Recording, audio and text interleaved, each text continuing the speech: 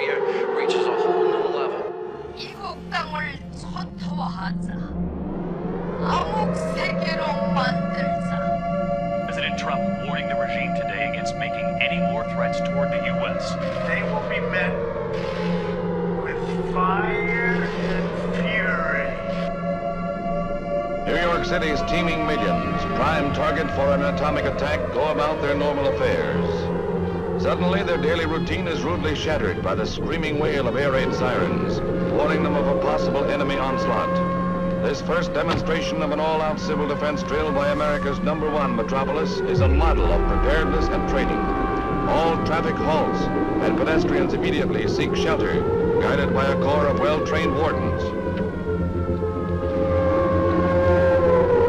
All autos are parked, and drivers and passengers join the throngs, making their orderly ways to safety. The stock exchange, nerve center of international finance, is caught in its mid-morning rush. The entire drill, lasting for only a few minutes, is carried out with precision and without complaint by New York's busy millions. Schools have been alerted, and pupils briefed on methods of protection from atomic blasts. With the simulated enemy bombing in progress, the mighty town's heart almost ceases to beat. The only surface activity is carried on by the Civil Defense Control. Reports are coordinated under the direction of Arthur Wallander, Civil Defense Director. New York silently waits.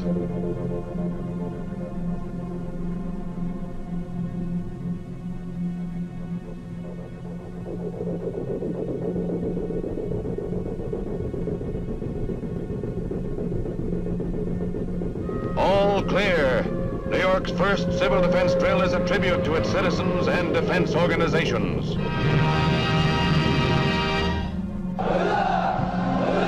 While in Pyongyang this weekend, thousands marched through the streets during a rally against the U.S. It's in response to personal insults against North Korea's supreme leader, and at a rally in Alabama, Donald Trump typically doubled down.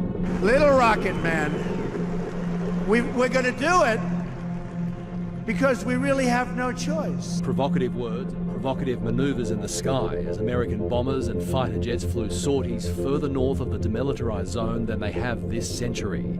The intense pressure prompted Pyongyang to deliver its most stark threat yet to Mr. Trump for his taunts.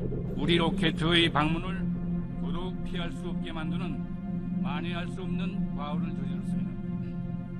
The show of force from both nations comes as the volley of insults reaches an alarming level. President Trump tweeted Saturday, "Just heard Foreign Minister of North Korea speak at UN. If he echoes thoughts of Little Rocket Man, they won't be around much longer."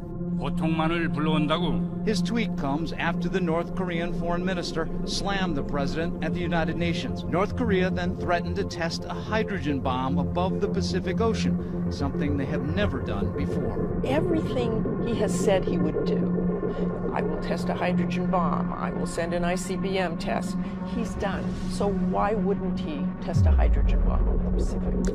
I think the likelihood is there that he will test a bomb at some point. Bob Woodruff joins us live now in studio. Bob, you've been covering North Korea for more than a decade. You were just on the North Korean-China border, and you said you saw something you've never seen before. Yeah, I think on the Chinese side, there's absolutely more tensions growing, partly because there's more, missile launches, also underground nuclear tests. But the bottom line is, they told me, Tom, they just don't understand Kim Jong-un. They have no idea what he's going to do, and he's unpredictable compared to his father and his grandfather. Pyongyang's missiles are certainly capable of 14 missile tests this year. Most have been short-range, comfortably reaching Tokyo and Seoul. North Korea's Hwasong-12 travels 4,500 kilometres. That puts the US territory of Guam at risk. Then the big one, the Hwasong-14, range 10,000 kilometres, comfortably reaching Alaska, Seattle, Los Angeles and Chicago at its outer limits, also covering all of Australia right down to Hobart. Opposition leader Bill Shorten and Shadow Foreign Affairs Minister Penny Wong are flying to Seoul to assure South Korea's government of Australia's support.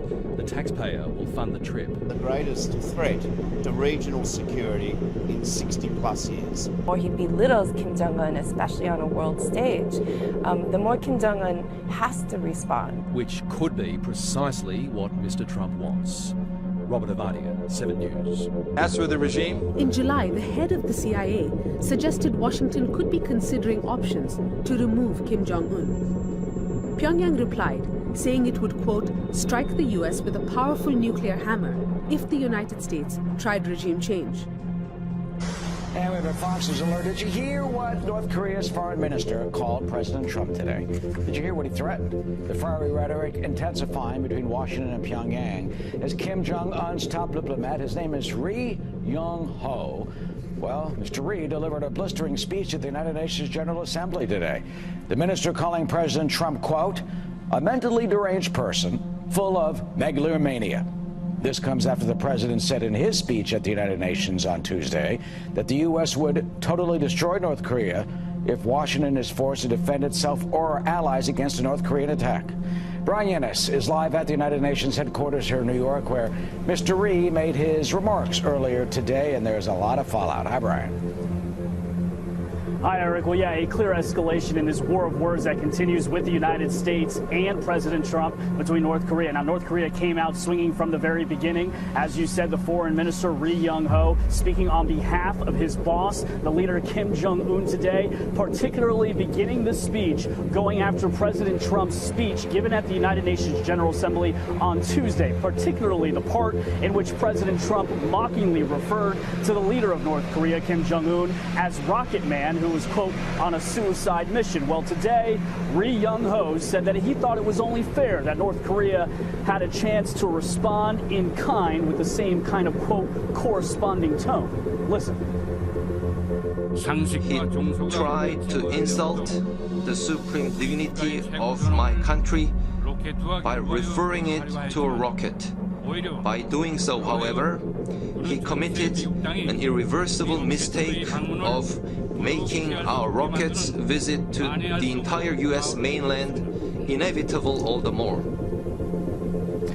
Now, the speech comes a day after Kim Jong-un released an unprecedented statement, a personal statement to the world about President Trump and the United States. And in that statement, he called President Trump a mentally deranged U.S. dotard, and Trump called Kim a madman on Twitter in response to that, who will be tested like never before. Well, today, North Korea took more personal jabs at President Trump in front of the world. The person who is chastised even by American people as Commander-in-Chief, Lion King, President Evil, is holding the seat of the U.S. President, and the dangerous reality that the gambler who grew old using threats, frauds, and all other schemes to acquire a patch of land holds the nuclear button. These are what constitute the gravest threat to the international peace and security today.